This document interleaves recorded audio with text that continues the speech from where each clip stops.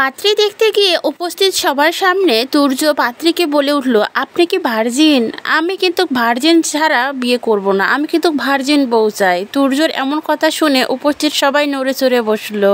এই ছেলের কি কোনো কাণ্ডজ্ঞান নেই? পাত্রীকে কেউ ভরা মজলিসের সামনে এমন প্রশ্ন করে। পাশে দাঁড়িয়ে থাকা মেয়েটা লজ্জায় মাথা নিচু করে দাঁড়িয়ে আছে। তখনই পাত্রীর বাবা দাঁড়িয়ে তুর্যের বাবাকে বলল, কেমন ছেলে আপনার? এত দেখি পুরো মেন্টাল, কার সামনে কি বলতে হয় সেটাও জানে না। এমন মেন্টাল ছেলের সাথে আমার মেয়ের বিয়ে দিলে তো আমার মেয়ের সুন্দর জীবনটা নষ্ট হয়ে যাবে।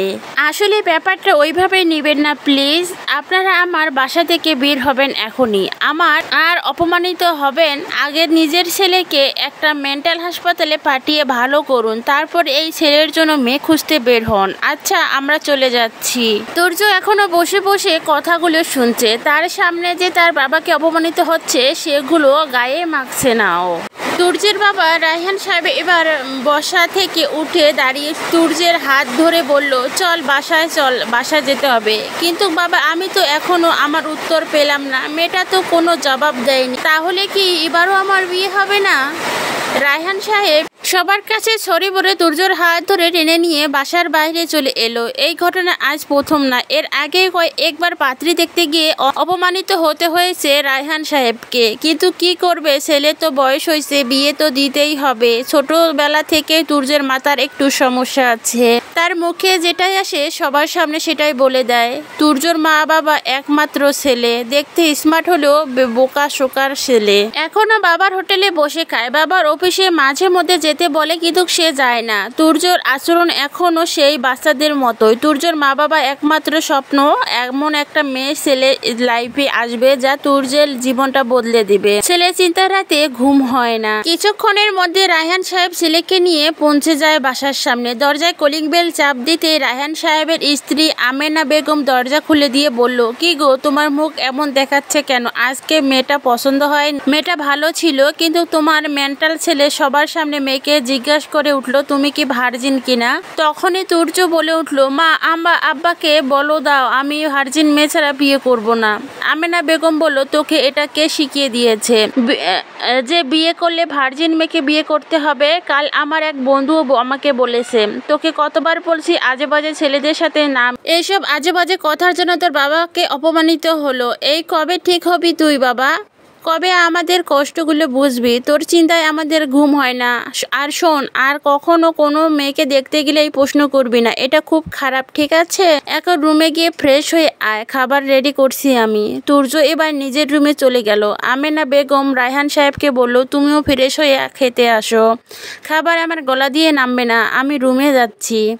এই কথাটা বলে রায়হান সাহেব নিজের রুমে চলে গেল। এরপর কয়েকদিন কেটে গেল। একটা ঘটক এলো রায়হান সাহেবের কাছে। রায়হান সাহেবকে, আমার কাছে একটা মেয়ে আছে সন্ধান। মেয়েটা দেখতে খুব সুন্দর, পরিবারও খুব ভালো, আপনি চাইলে দেখতে পারেন। আমার তো আর মন চায় না, আপনি তো সবই জানেন। এর আগে কতবার অপমানিত হয়ে আসতে হয়েছে, কি করবেন? ছেলেকে তো বিয়ে দিতেই হবে, আমার একবার না হয় দেখি। ঠিক আছে, তাহলে আমরা কাল দেখতে যাব। ঘটক চলে গেল। রায়হান সাহেব কিছুক্ষণের মধ্যে বাসায় গিয়ে তার স্ত্রীর সাথে এটা নিয়ে আলোচনা করলো। পরের দিন বিকেলে তুর্যকে ভালো করে রেডি করে দিয়ে আমেনা বেগম বের করে দিল।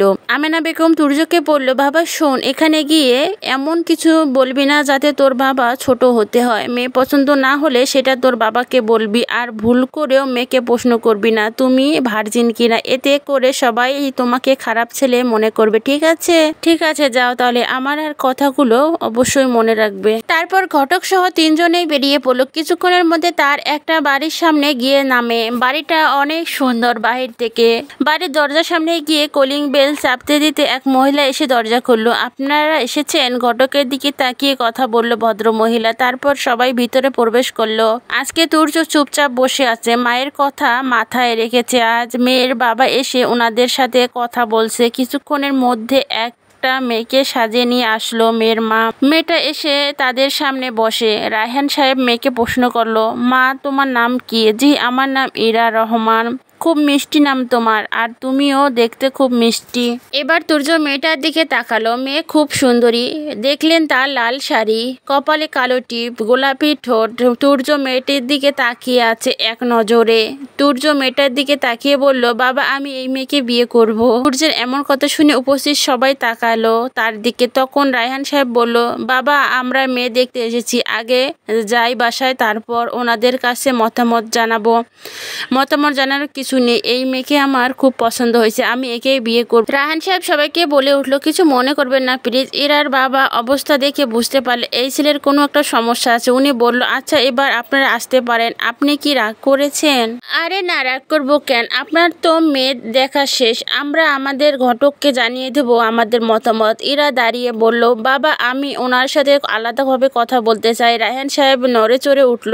কেউ না জানুক, সে তো জানে তার ছেলে কেমন, একা একা গেলে আবার কি নাতে কি বলে ফেলে। তুর্য বলল, হ্যাঁ আমিও একটা কথা বলতে চাই। তুর্য তার বাবাকে বলল, বাবা আমি ওর সাথে কথা বলবো। তারপর দুজনে আলাদা রুমে গিয়ে দাঁড়িয়ে আছে। তুর্য বলল, আমি আমার একটা কথা জরুরি, আমি আগে বলতে চাই, তারপর আপনি বলবেন। ও বলল, আমি বলবো। একটা মুচকি হাসি দিয়ে বলল, আচ্ছা বলুন।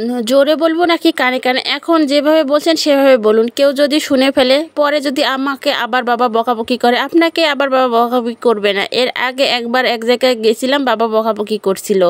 আচ্ছা কানে বলেন, আপনার ওয়াশরুমটা কোন দিকে? খুব জোর আমার চাপ দিয়েছে। ইরা হাসলো।